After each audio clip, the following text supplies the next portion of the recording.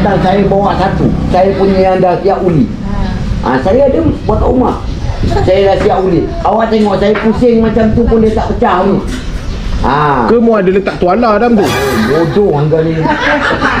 Cakap dengan kau ni cakap dengan beruk lagi bagus. Orang cakap betul, dia cakap main. Roti terbang boleh? Roti terbang tak pandai lah. Kita tak belajar. Tapi roti tu kalau kita dah pegang, dah tu kan, kita pusing macam tu dia takkan pecah. Dia takkan pecah buka macam tu. Tak pernah pelawa sekali pun kau makan roti rumahmu ya? Apalah. Aku buat pun tak banyak. 3-4 bulan sekali.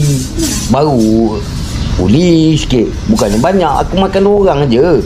Dia memang tak nak ngajak orang. Uli lah lebih sikit. Beri kawan. Dia tak sama. Kuali kat rumah kita, kuali mungkum tu tak sama dengan macam ni.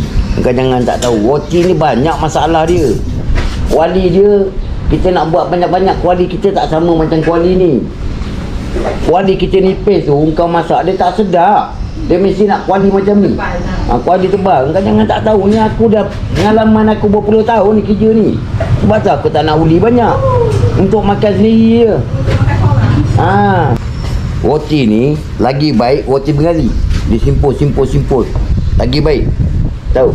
Bila mudah tebal, mau angkat pusing. Tu. Buat bulat je. Lepas tu lagi bagus. Ya ke?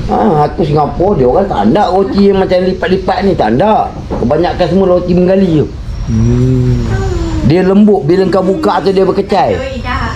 Kalau roti yang pakai macam tu kau nak kena siap. Kalau roti yang simpul gitu, kau buka dia dah peroi. Kau faham tak?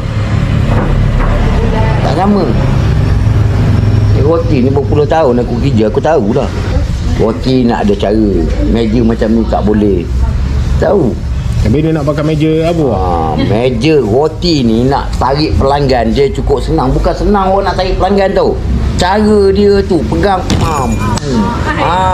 aku nak kapuan kau. Barulah orang datang. Sekali makan datang 2 kali.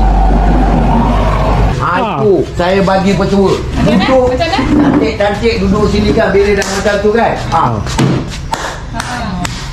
Orang dah duduk sana, orang dengar. Ini kalau dah saya rasa meja macam ni kalau tepuk macam tu, kalau saya meniaga roti 3 hari blender pukang lah pecah.